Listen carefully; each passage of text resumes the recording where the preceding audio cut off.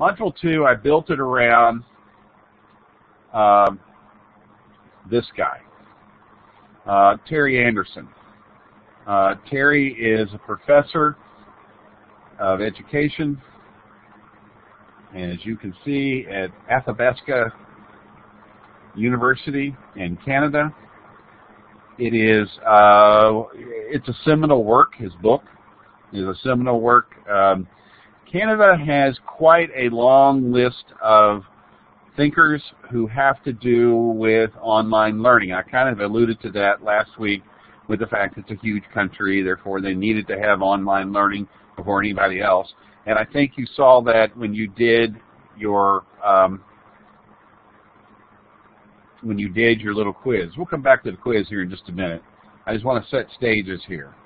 So what Terry talks about in his book, and in this chapter in particular, is that if we're looking at online learning, we have to realize that all learning has to be learner-centered, knowledge-centered, and assessment-centered. These are the three pillars, and community center. These ideas are the ideas that I think all online classes need to be built around.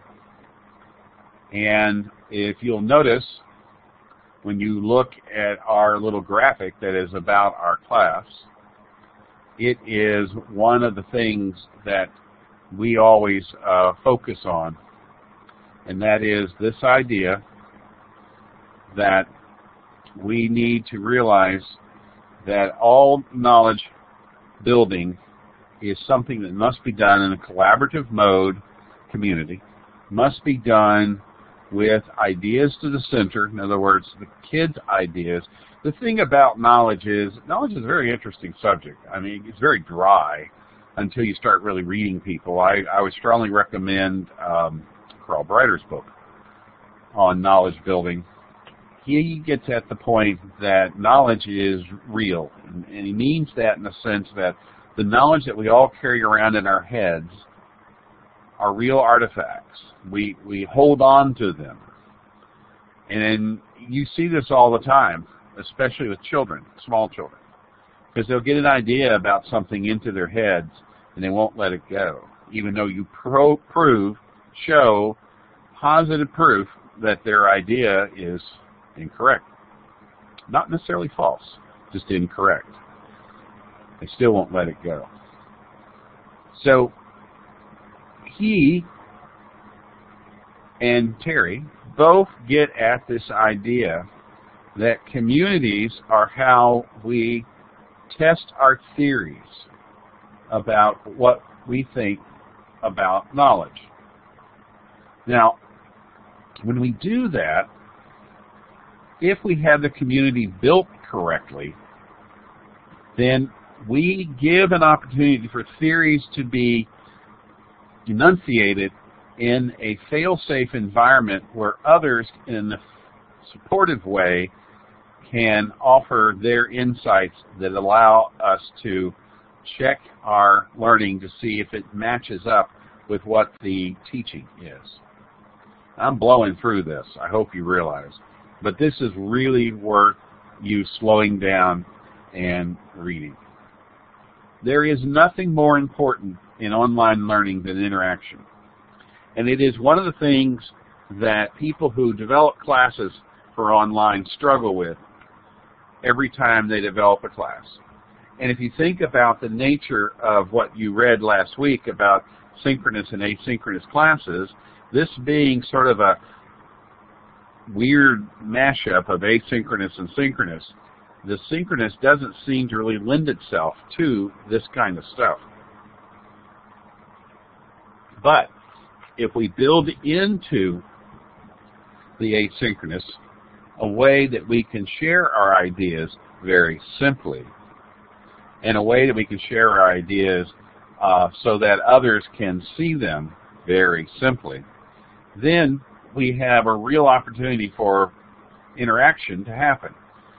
The other thing, though, we have to do is we have to teach people how to interact with each other around ideas.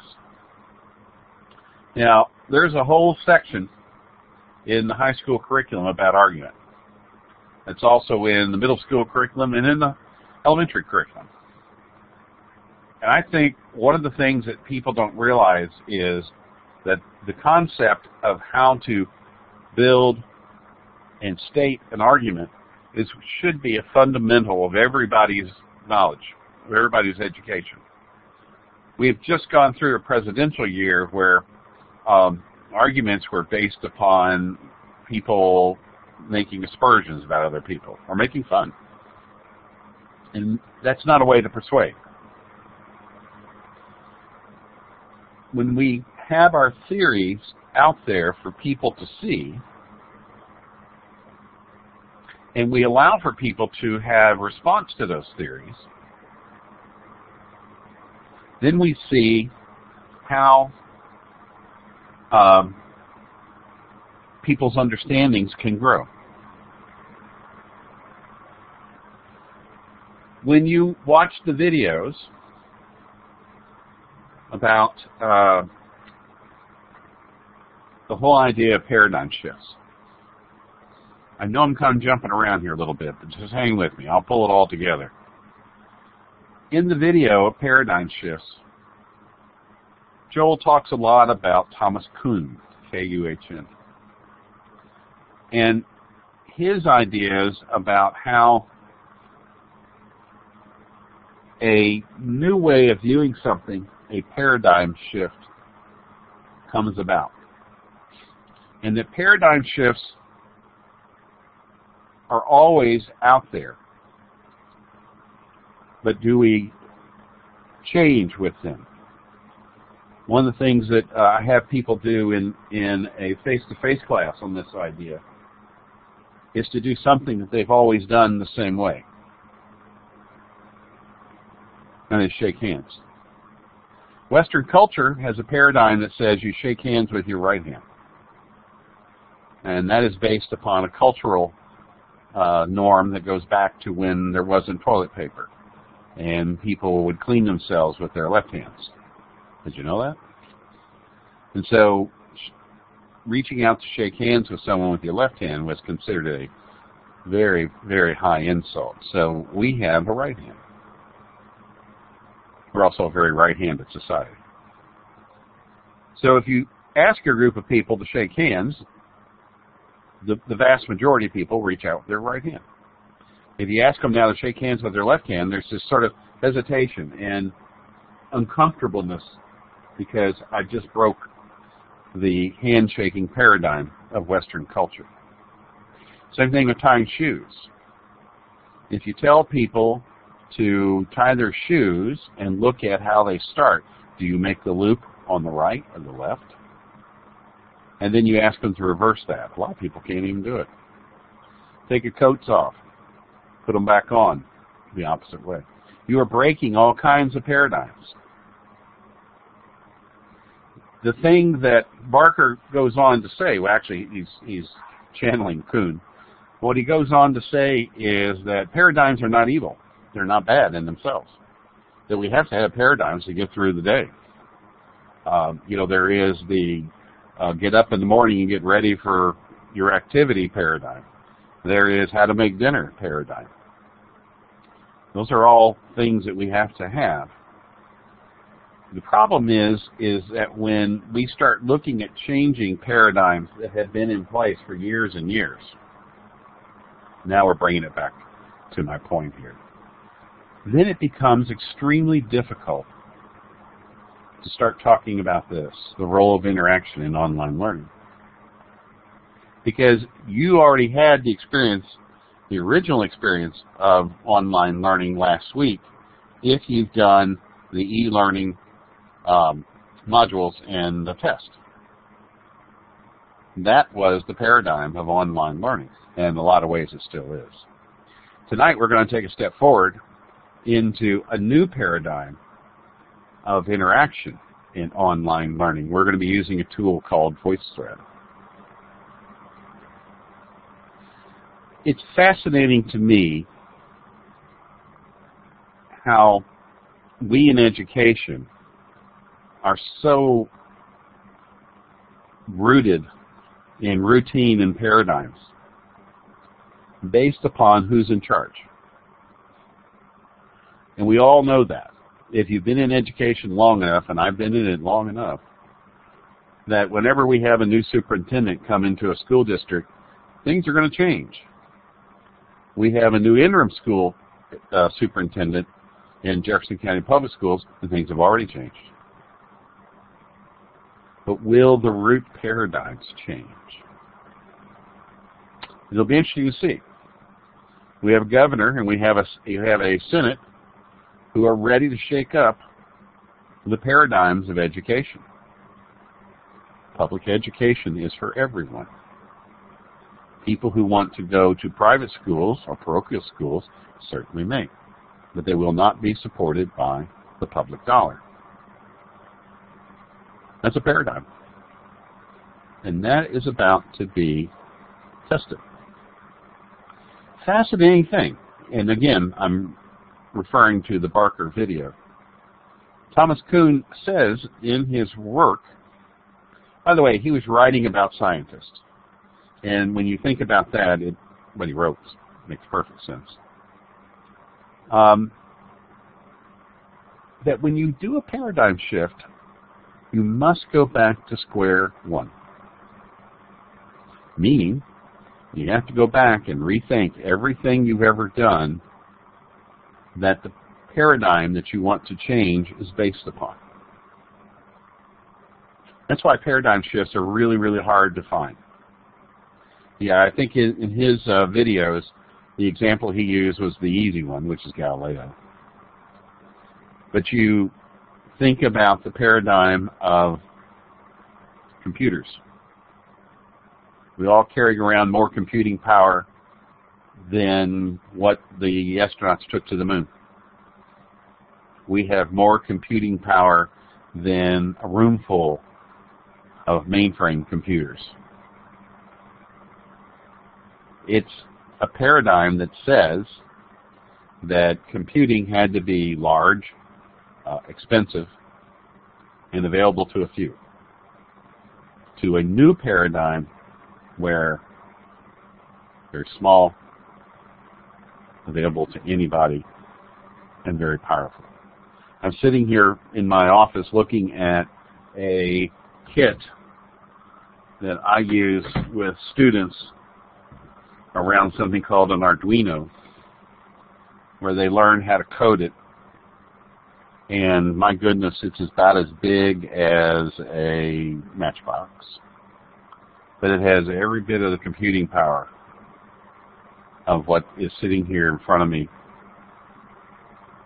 that I'm using to record and talk to you. Paradigms in online learning, I would argue, the paradigm that you went through last week of read something, take a test, that paradigm needs to go away. And there needs to be more of a paradigm where we are focused on interaction. And in this chapter, Terry shows you all kinds of amazing graphics. But let's just look at what he talks about. There should be student-student interactions. One of the things that we see all the time when we look at what we call online learning, even in fairly open structures like Schoology, we still don't see very much of this. And we're going to have a guest actually come in when we talk about Schoology, who has a Schoology course that she teaches out in Shelby County. She's a music teacher, so everybody who isn't a music teacher, don't worry. I think what she has to say is germane to all of us. And she has one of the best Schoology sites I ever saw, and she uses it to teach her students how to play ukuleles, which is a part of the elementary music curriculum. But what she really has done is she's built this amazing site where kids share their creations, video creations, using Chromebooks. And then other kids will comment back to them on their playing and their compositions. It's a great site. So you see, she has broken that paradigm and included it into her online site, whereas it's mostly this kind of paradigm. And this kind of paradigm usually looks like you got an 80%. Thank you for turning in your homework.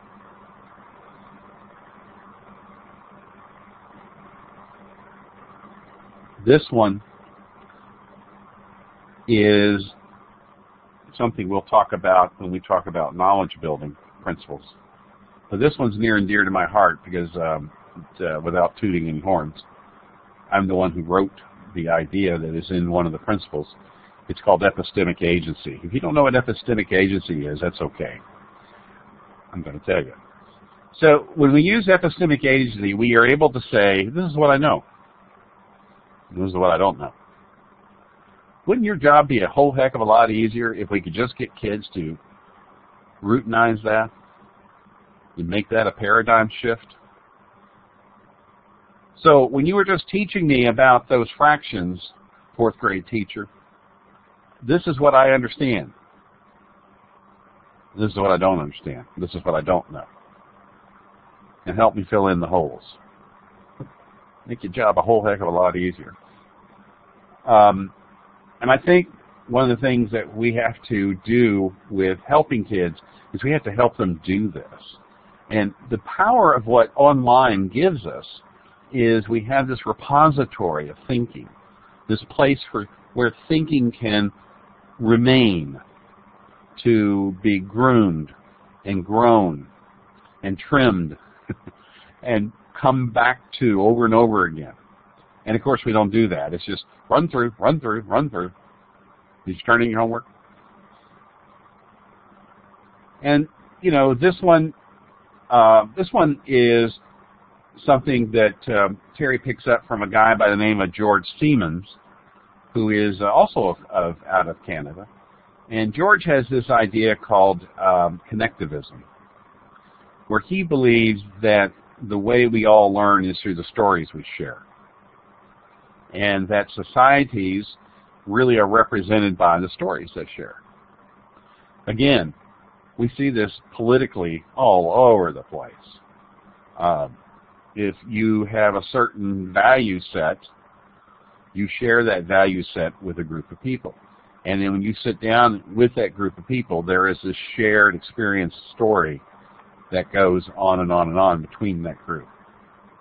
Let me slide this over and check the... I'm sorry, James, that test was bloody hard. That was the point of the test. Remember, I told you that. The point of the test was to show you the old way. We're starting the new way right now. Here's his model. I'll have another model for you next week and the week after that. This is probably the one thing that I would like for you tonight to study and comment on here in a few minutes when we get ready to. I don't know whose came first. I don't know if Marlene and Carl's model, moving students' ideas to the center, came first, and then Terry came along with this.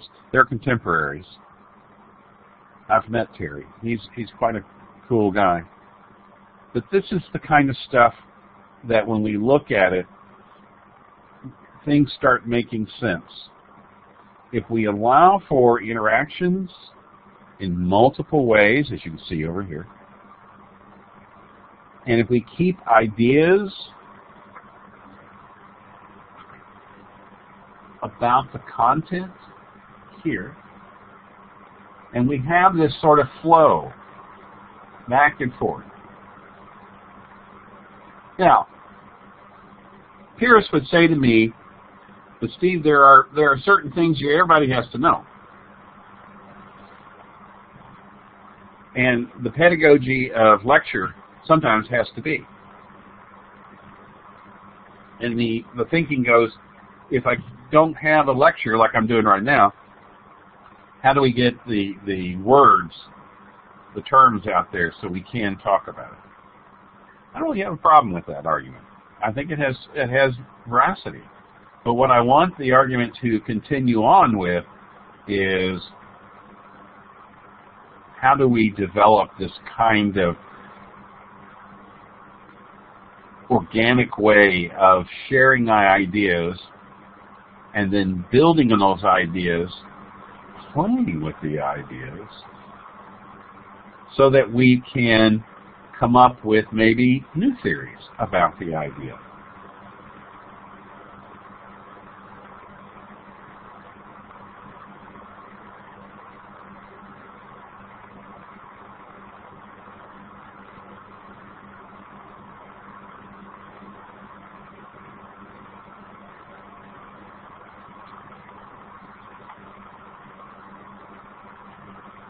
When we talk about the web, and we talk about online learning, this is getting a little old. The semantic web is the idea that there's so much information out there, and it's so easy to access.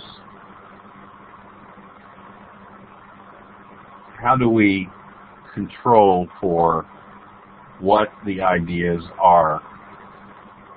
And as we have, again, keep coming back to over and over again with the whole Facebook, in my humble opinion, debacle, with stuff put out onto the web that's true, not true. How do we build that?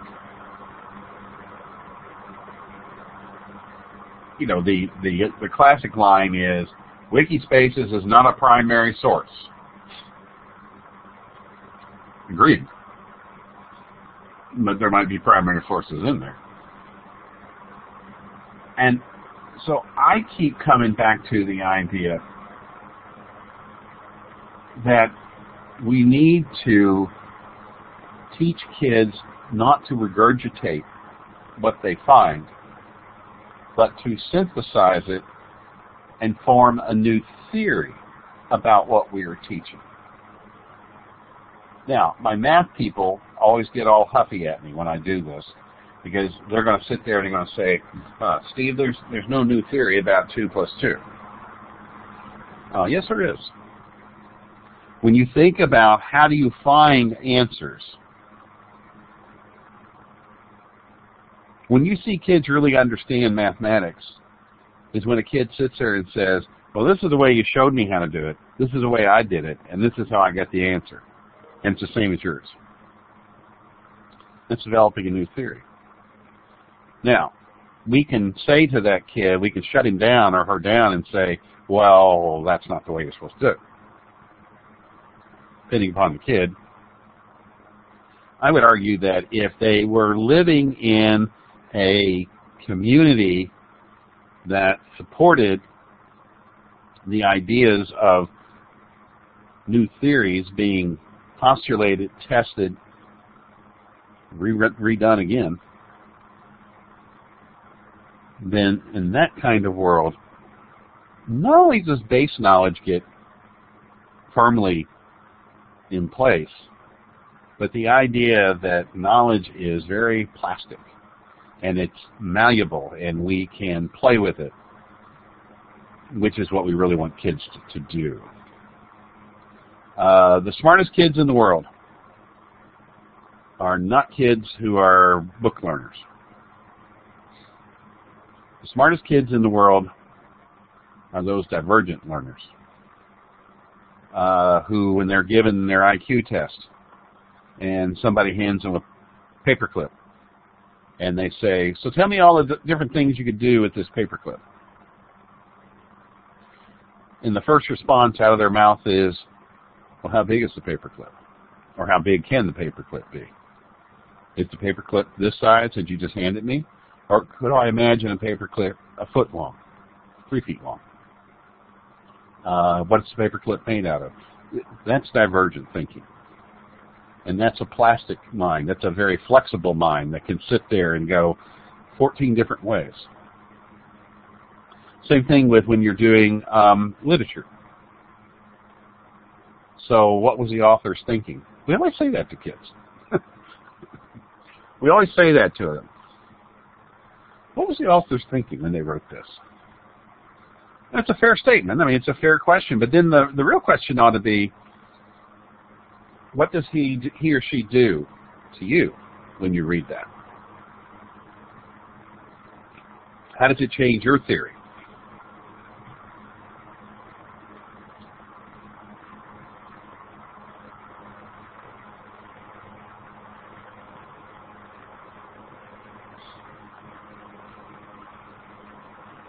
So let him finish here. Here he says, thus I conclude this chapter with an overview of a theory of online learning interaction that suggests that the various forms of student interaction can be substituted for each other depending upon cost, content, learning objectives, convenience, technology, and available time. The substitutions do not result in decreases in the quality of learning that results. More formally, sufficient levels of deep and meaningful learning can be developed as long as one of the three forms of interaction, student-teacher, student-student, student content is very high levels. The other two may be offered at minimal levels or even eliminated without degrading the education experience.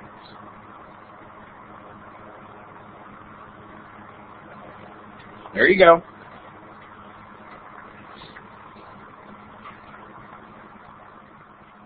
So to go back to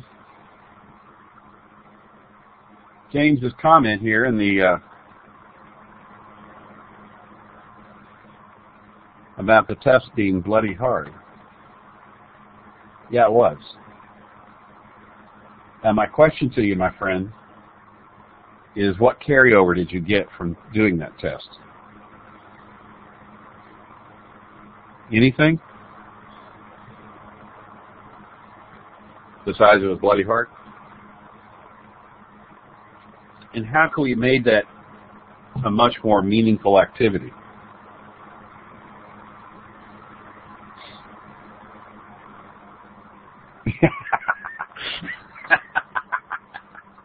Whoa, that's a political statement. You real? Yeah, go Study Island.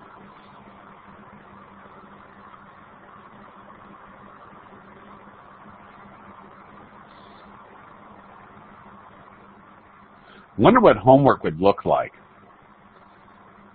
Let's just play with that for a second, Jim. What would homework look like? Oh yeah, I remember when I took my city test here at U of L, CIT, by the way. I don't even ask me what the acronym stands for. It's a test that you have to take at any research university before you're allowed to touch research.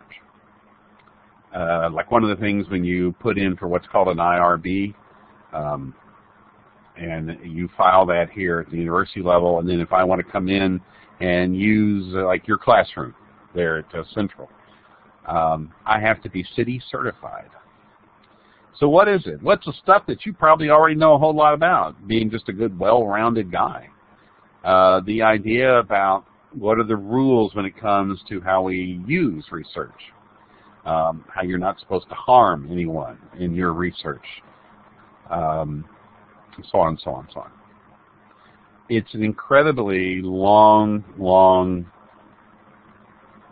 obtuse test that brings up all kinds of stuff that you maybe had in a class a million years ago. So when I took the test, what I did is I took it on a very large monitor. And on one side of the monitor, I had open the material that was needed for the test. And the other side of the monitor, I had the test. I don't need to go too much further with that. I just went through and I very quickly completed the test, and I got 100%. Now, in my brain, I cheated. But also in my brain, as I went through it, I said to myself, yeah, I remember that. Yeah, I remember that. Yeah, I remember that.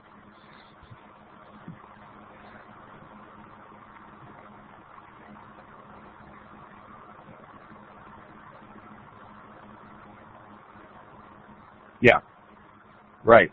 When we do the, I tell you, here's a great example of this. When we do the training in the summer here for all the teacher educators that are in the KTIP program, and the vast majority of the teacher educators that are in the program here at U of L are made up of former kings and queens of curriculum in JCPS. I won't name names, you could probably guess. These are former administrators over in the curriculum department, former principals, former highly, what was the term they used, highly something educator. And they come in for these trainings, and they have to do exactly that. They have to go through and take this training modules that the state has set up. And they all want to know how to cheat. Of course, I know how to cheat. And, you know, I say to them, I say, do you all don't feel anything adverse about doing this? And they said, no, we just want to get it over with. And so we, you know, to me, this just screams at us what Terry writes about in this chapter, is that knowledge never really gets exchanged unless there's an interaction that goes on between real, breathing people. But that interaction doesn't have to be face-to-face. So in the trainings, you know, when we have those kind of conversations, then knowledge gets passed around. Because somebody will say, well, when I go into my meetings, I make sure that everybody in the room has a paper copy of whatever. And of course, being the technology guy, I go, you do realize there's a thing called Google Drive. And the nice thing about Google Drive is it lets me see how many times my intern has actually gone in and looked at the stuff. And since everything in the KTIP process is electronic now, I can go in and look at how many times and on what dates the intern went in and took a look at their PGP, Professional Growth Plan, so that I know there's actually something happening with it as opposed to the first time through and then the last time through. All right. As I said, I wasn't going to spend a lot of time in the Terry Anderson world. What I wanted to spend the time in was, in this, I think we can wrap up paradigm, like I said. Thomas Kuhn basically postulated that it is very difficult for paradigms to change. They are needed. He was speaking in a scientific point of view, but we all know that paradigms are very hard to change. You like his bicycle story? I like the bicycle story. And then this one's kind of rough. I think I actually recorded it off of a screen. But I do like the pig story. You know, the story of the guy driving down the road and the woman comes around the corner and yells pig. Yeah, I like the 1980s. I like this whole thing because it is 1980s. Except there's no women in it, so you can't see the hair. Well, there's a couple of women sitting around that table in that boardroom. But there's none of the real 80s stuff that really stands out. But I do like the story about him coming around the corner, and she comes around the corner and she yells pig, and he yells cow, and he says he got her, and then he goes around the corner and hits the pig. And as he said, as we move through how fast we are changing, and remember he wrote this in the 1980s, how fast we are changing. There will be lots of people yelling pig at us, and we have to be ready. We have to be set for the ability to change. Right now, we have people yelling pig at us all over the place. And you know this. Anybody who's in education, public education. Pig is synonymous with assessment. Pig is synonymous with charter schools. Pig is synonymous with content. Right now, districts are basically kind of fudging their bets on how they're going to handle all this. But pretty soon, somebody's going to be yelling pig at you. I also liked Sir Ken's education paradigm. I think I just love Sir Ken. And if you'll recall in here, this is where he talks about convergent and divergent learning. Very powerful stuff there. We just do not teach kids to be divergent thinkers. And then here's poor John. I've met John Abbott. He's a very, very likable guy, and he's at Stanford. And he is one of those people. He's in that pantheon of Dewey. As is Brighter, by the way. And he's explaining about constructivism. Let me tell you a constructivism story. I love building water features. As I've gotten older, I have to be a little more careful about it because I can't pick up, 150-pound boulders anymore. But I love building water features. Right now in my backyard, I have a lovely, lovely waterfall. Mainly because when I had a pond, my dogs kept getting into the pond when they were hot. And the fish I had in the pond, well, as I'm going to explain. So here's my constructivist story. The first pond I built it by using a plastic shell that I bought from Lowe's many, many, many years ago. And I brought it home. I dug out a hole in my backyard. I filled the bottom of the hole with sand. I put the form in the ground and put rock all around it. Filled it up with water, put a fountain in the middle of it, a little spurtsy fountain, and sat back and enjoyed it. And then I put fish in it, and I was all excited to see the fish. About a month later, they all were floating sideways, and I wondered what had gone wrong. And so that began a journey of rethinking, researching, and redoing. And along the way, I found out terms like eutrophication, which is a term that ecologists use when they talk about a ecology that goes into a downward death spiral.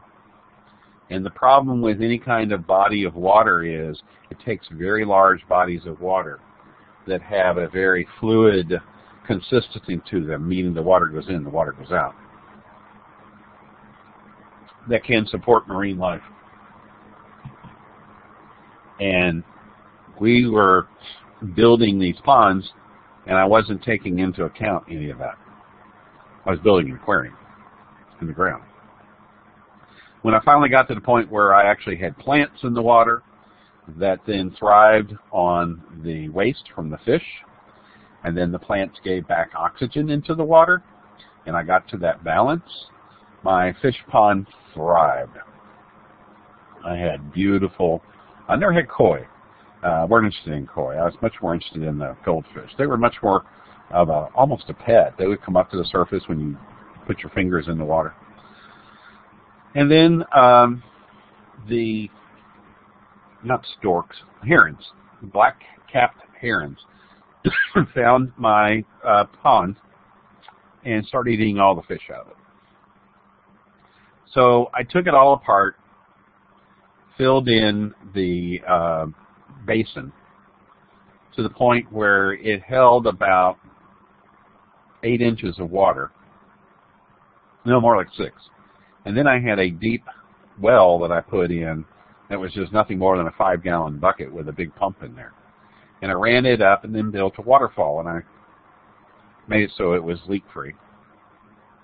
And so now when my dogs are hot, they can come and lay in the bottom. Doesn't hurt anything.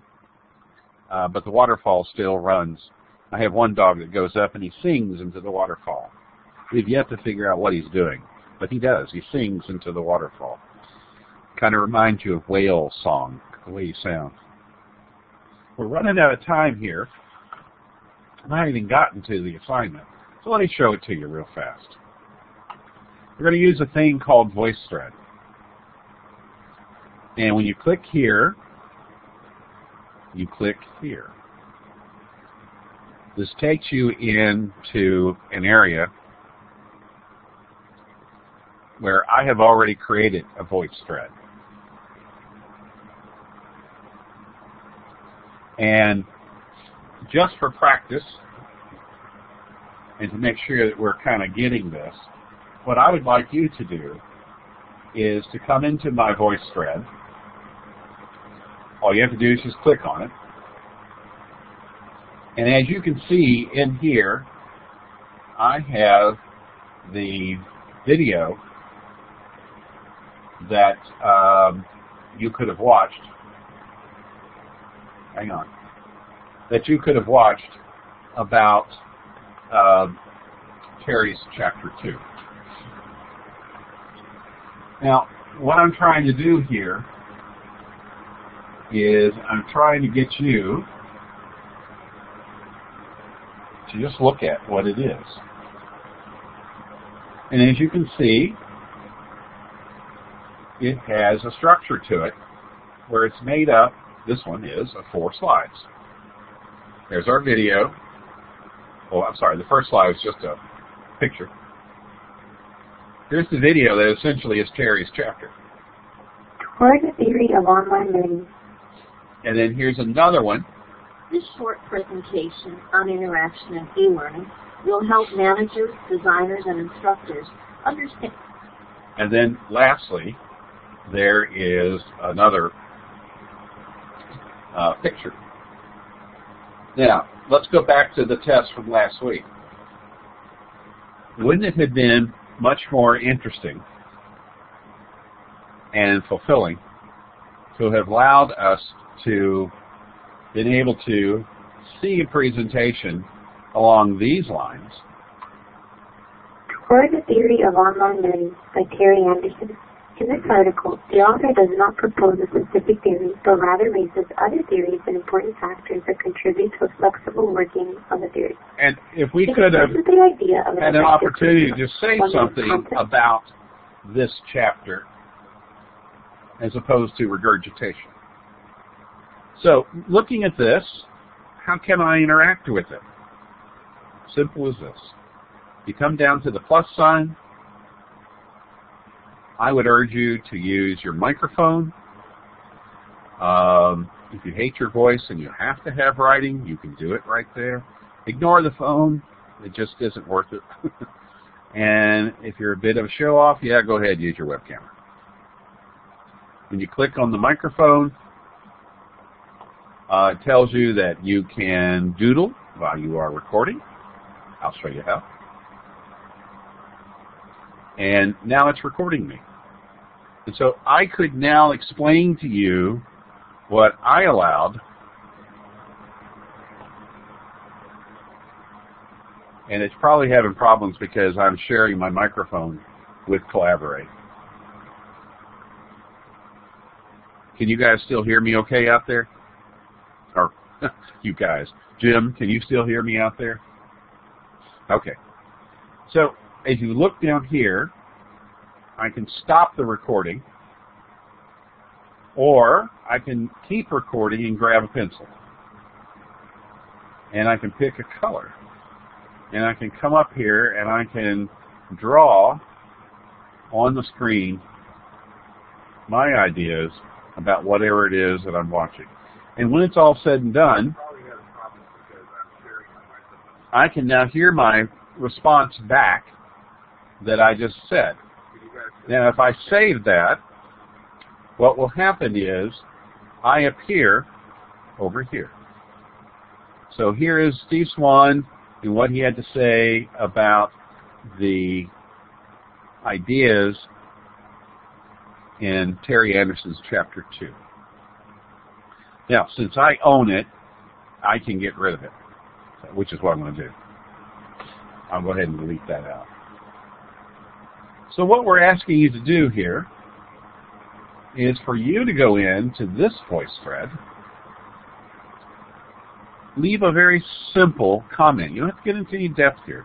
Not yet. We're not ready for that. And all you do is you click on it, start it.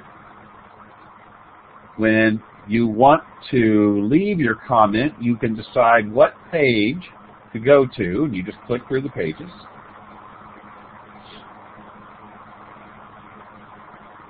And basically what you're doing is you are leaving your idea behind about this. Click on the plus, decide which way you want to do it. Let me show you the ABCs. For those of us who are in the language arts realm, you can leave the Great American Novel here if you want. In other words, there's no limit. This is not a Twitter. This is not a tweet. So you can have kids write some really extensive stuff here, if that's your point. So where does the interactivity come in? Well, the interactivity comes in when people start leaving their ideas out here, I can then hear them, and I can comment to them on their comment. And so what we have to then do is to reshape how kids interact with each other in these environments, to react to, interact with, comment to what people have put in here. That goes for teachers as well. And we're not talking about vomiting back whatever the information is, but synthesizing it and making it their own. Now, the other part of this that I've asked you to do, I'm going to show you how. When you come in here, you're landing where we have a class, a course. And so all of this that's in here is where we can share our voice threads together. For you, what I want you to do is to create a new voice thread. And you will do that when you come in as you, because it'll show you that you want to create a new voice thread. Now, when you create a new voice thread, I like opening it in a new tab because it's easier to work with. What you're going to do is you are going to build your understandings of a assignment that has to do with what we've just done in Module 2. I want you to synthesize the 3 ideas. Let me go all the way back to where that is.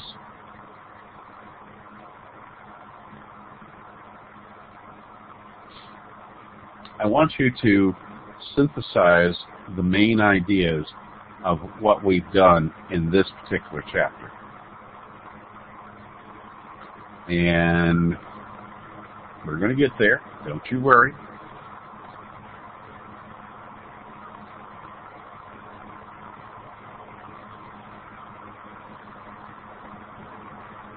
All you need are 4 slides. You will create a voice thread introducing us to your thinking about the topic, Foundations of Online Learning. I'm asking you to create a 4-slide presentation. And as I've just said to you, anything can go into your voice thread. I haven't just said that to you. It's in the directions. Anything can go into a voice thread. And then you basically narrate your thinking using the commenting feature. So you can comment on 1 slide at a time, hit the plus sign, talk, or you can hit the plus sign, talk, and then move through the slides if you want to do a narration, as opposed to 1 slide, 1 slide, 1 slide, 1 slide. It's very simple to do. What I'm asking you to do is to take the ideas of paradigm shifts, the idea that we can make online classes interactive, that we have kids' ideas at the center. That's a paradigm shift. Constructivism. How do we get kids to start talking about their understandings of the curriculum? Getting into their constructivist ideas about what they think about what we're teaching, as opposed to just regurgitation. And then inquiry-based learning. The idea that asking questions, getting deeper through the whole questioning and interaction thing. Then we're going to take that voice thread and we're going to put it somewhere else. Now, I'm making you jump through all these hoops for a reason. What I want you to start seeing is an idea that's called app smashing, where we can take multiple web applications and we can combine them into a central location. So in this particular instance, I have a voice thread that I have created and that you are going to create. So let me get mine back. This is my voice thread. And I want to share it. So I'm going to click on the share button. And I'm going to share it basically. It's kind of cool if you think about it. And I'm going to embed it because I want it to actually be there in wherever I put it. In other words, the link would take me there, but then I have to follow the link back to here. No, I want it to be there. If you like to use the terms, synchronously. So I'm going to copy this embed code. Now, once I get ready, and I've got mine created, I'm going to follow the link that Steve has set up in Module 2 that will take me to a Schoology site that he has created. Here it is. Now, this is the course code that you'll have to use to join. You'll have click on the sign up buttons, and then you will use the course code to get in. So I'm going to go ahead and go there. You may have to click it twice to get you there. Blackboard doesn't like opening stuff that it doesn't know what it is. And as you can see, what you now see is sort of Module 2 in Schoology. All the way down here at the bottom is a reading discussion. I'm going to click on that link, and now it's waiting for me to make a comment. I'm going to include my voice thread in this site by clicking on the link. I'm going to paste in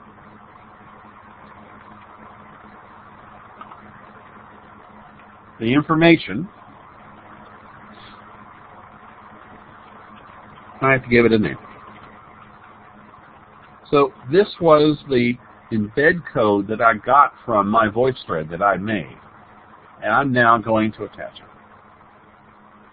And now I have the ability now to write about it. My voice thread. And now I'll post it. So as you can see, it's now in the Schoology. And if I click on it to play it, it takes me to it without leaving the Schoology site. And it's just as live as if I were sitting over there in the voice thread. As you can see, I still have the ability to do comments. I have the ability to see it. Now, you know, one of the things that we'll talk about in Quality Matters is how you make it available for people like me who don't see very well. But as you can see, that when I do blow it up like that, I have the ability to have it nice and large for someone like me to be able to see. And just hit the escape key to get it back. Now that's a lot. But I think what I'm trying to get you to think about is to start seeing how in the world of design we can start looking at things that are what Terry is talking about in this article, in this chapter, that we need to realize in belief mode, because we're still in belief mode, this very simple idea that interactions are what make, sorry for all the jumping around, that interactions are what make the idea of knowledge creation possible. The paradigm shift is just simply that.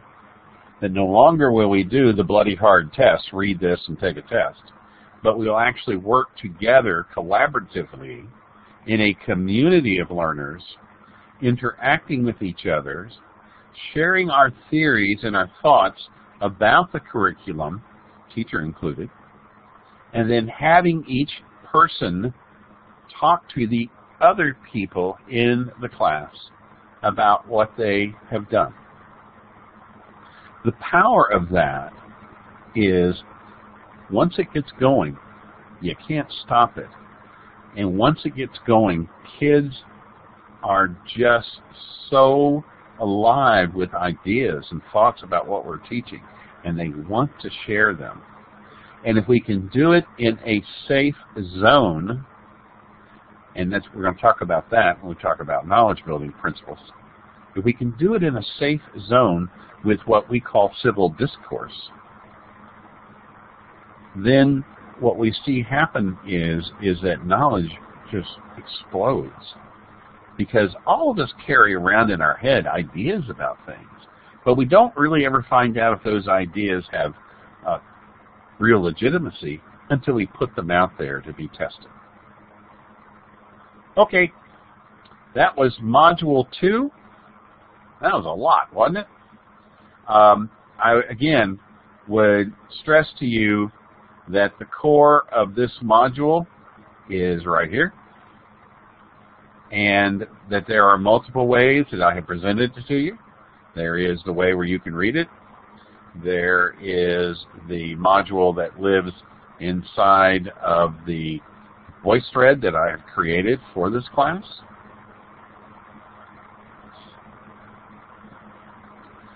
If you need something to watch to make better sense of what we have just talked about, there it is. And again, I will apologize. I could not find a better audio version of this. Sounds like she's gargling while she does it. But this is it. This is the chapter right here. So if you learn better that way, you go for it. This one is building upon the idea of how we move from belief mode to design mode. So I tossed it in there. The rest of it you have to kind of do on your own by watching the videos, and then you can build your own. And then what I want you to do is when you're ready to do that, you're going to come back into VoiceThread, add your own. You're going to tell it that you want to create a new VoiceThread. And as you can see, the first thing it asks you is add media.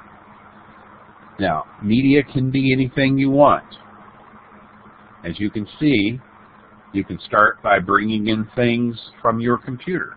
So if you make a little 4-slide PowerPoint that expresses your ideas about the assignment, it'll come right in and it'll be fine.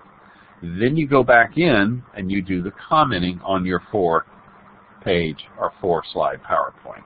If you go out and find a video that you want to use in YouTube, you come down here to where it says Earl, and you paste that video in here.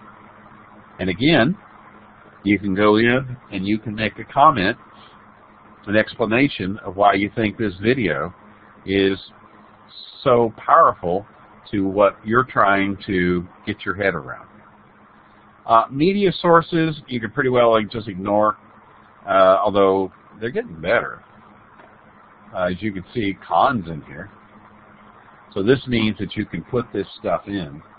The rest of it is, you know, Flickr accounts, Google. I find that what I do is I pretty much go and just, if I want to use a picture, I can use a picture from something I download and put into my PowerPoint. I find that that works just as easily. This is the nice one here where you can actually put in the URL of the YouTube that you'd like to use. When you do that, after you do that, you're going to share it back out. Well, let me throw something in here so you can see it. So let's go and grab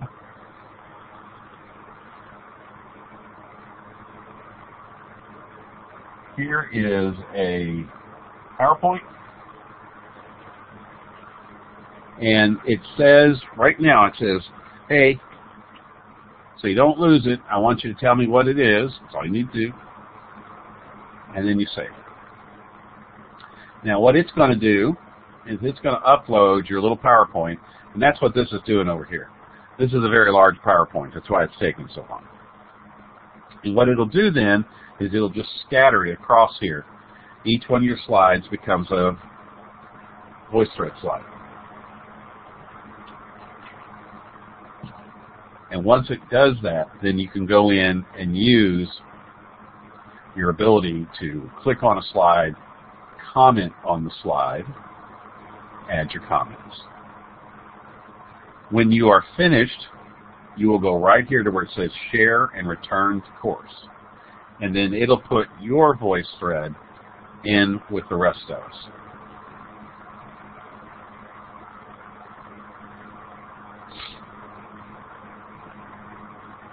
And it asks you, are you sure you want to, where do you want to save it? And I'll say sure, and I'll save it there. So as you can see, right now it's still grinding away doing mine, because like I said, it's huge. When it gets done, it'll show up right here. And as you can see, there it is. Now, if I don't want to keep it, because I own it, I can delete it right there. If I want to edit it, I just click on the pencil, and I'm right back into here. It's that easy. And I can change it whatever I want to do. And I'll just go ahead and share it. This is how we got the code out. You basically click on Share, Basic, Embed, and copy the embed code. All you got to do is copy the embed code. Come back over here to where we have the reading discussion, which is at the bottom, by the way, of that particular Schoology course. I'm going to go in here. I'm going to paste in the embed code that I just took. I'm going to give it a name.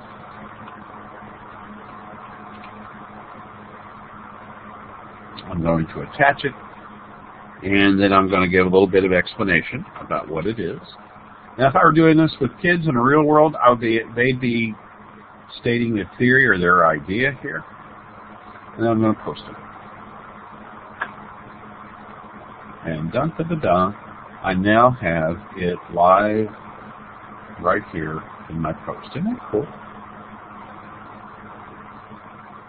Alrighty. Questions? You know how to track me down. This is a lot of stuff being thrown at you. So if you are struggling, you must reach out to me. I can show you this over and over again, but basically the bottom line is you have to start thinking about what you've read or what you've watched, and then building upon it using the voice thread.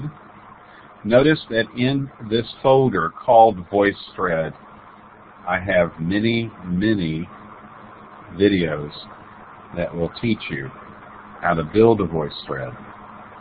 And you can either watch the video or you can get paper, whatever you're comfortable with. This is the link that will take you to where you're doing it for this particular module.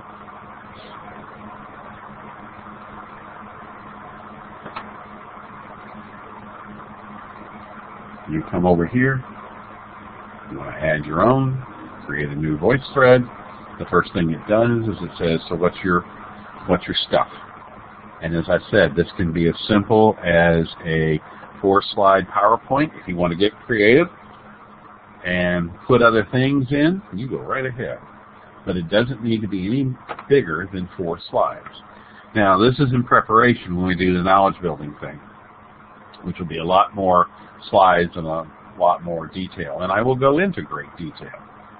This is just a way to see if you can handle doing this with a minimum of me going over and over and over again. Which, by the way, is known as CAM. Did you know that? This modeling I'm doing right now is called CAM, which is Cognitive Apprenticeship Modeling. It's a pedagogy that is used primarily in CTE classes, where basically somebody stands up there and says, this is how you make this widget, or this is how you cut this piece of wood, or this is how you design a website. This is how you build a voice thread. Alrighty, I got to get off because oh, hi, Paige. Paige has made a very brief entrance into the chat room. You know, you're always welcome to come down here to the office page if you're on campus. And you can either sit in here with me and we can have a little Paige guest. You too, Jim. If you ever want to come down here and actually sit with me in the office and you could be live on the recording with me, you're more than welcome to.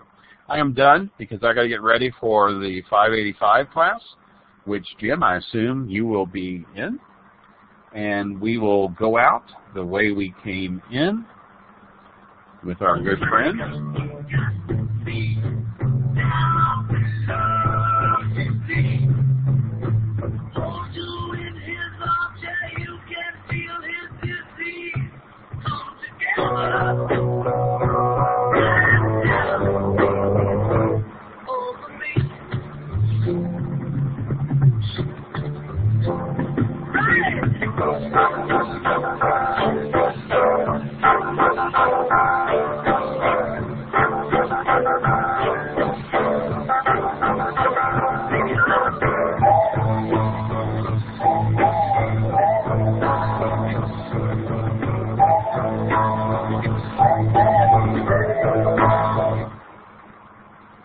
You can see your grade on your quiz in your grade center, in your Blackboard space.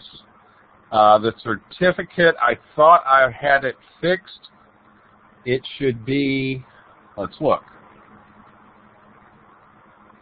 e-learning quiz certificates right here. And as you can see, Steve Swan has not gotten one, because he's too dumb to pass the test, even though he designed it. And what I've asked you to do is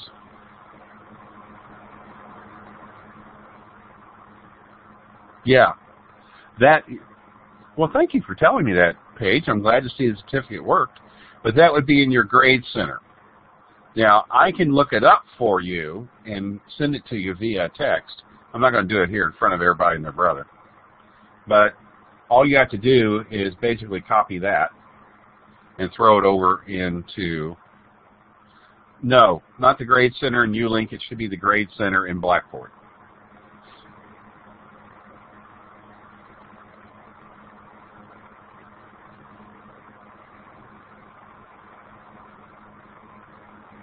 There is a grade center, and maybe I need to put it out there.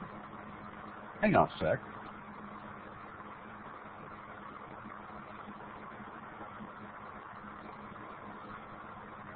All right.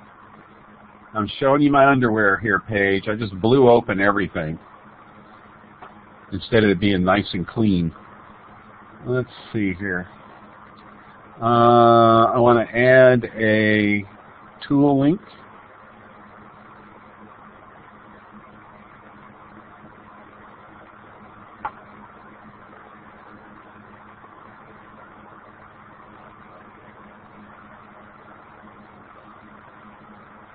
Huh.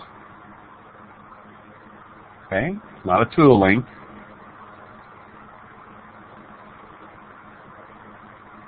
For me, it's right here.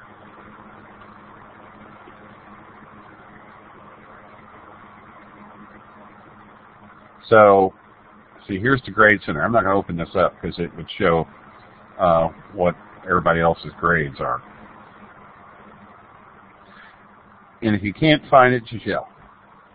All right, baby. Like I said, if you're here on campus and want to pop in, or you're probably down in Finch's class right now. Okay. All righty.